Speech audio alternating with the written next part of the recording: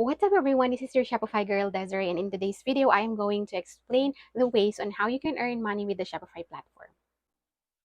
So, one is develop stores, become a Shopify partner, become a Shopify affiliate, become a consultant or strategist, and they explain ko to one by one. Develop stores. So, if you're developing stores, get paid by building a Shopify website for your client or revamping a website. So, kapag may client ka, nag-build ka ng Shopify store from scratch or di kaya nag-revamp ka ng website, sisingilin mo ngayon si client dun sa service na provide mo. It's up to you kung magkano yung comfortable na price. Okay, so pwede ka mag-range maybe, let's say 25, 25, 30, 40, 50, 60, 70, 80. Bahala ka kung magkano yung presyo mo dun sa ginawa mong website. Okay? Shopify partner.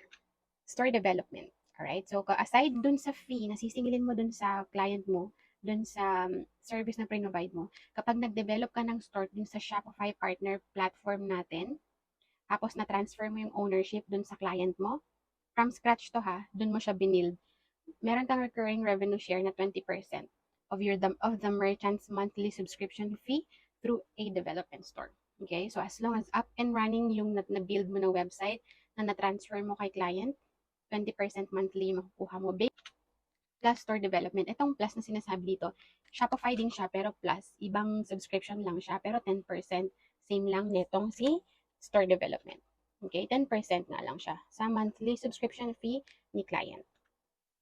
POS.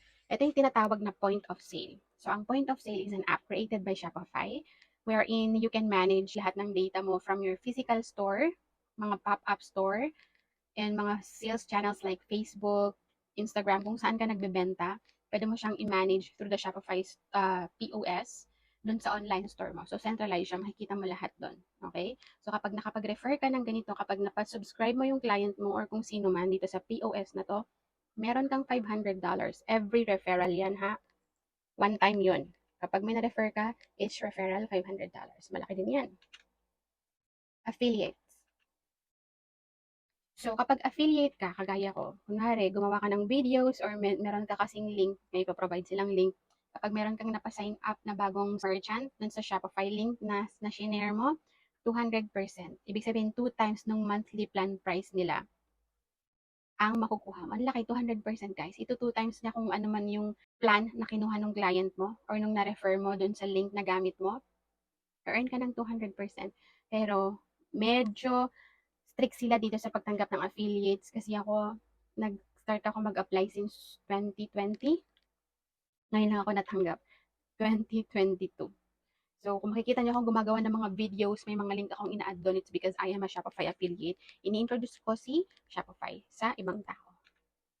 Be a consultant or strategist. Isa din to sa mga ginagawa ko ngayon. So, for example, magko-consult sila sa'yo. Get paid by auditing a website. Tapos mag-create ka ng strategy dahil nakita mo na pangit yung website nila, pangit yung marketing nila and all that. Kapag nakapag-create ka ng strategy, singilin mo sila. So, ano bang tutulong ng website audit and strategy is to increase their conversions. Okay? So, yeah.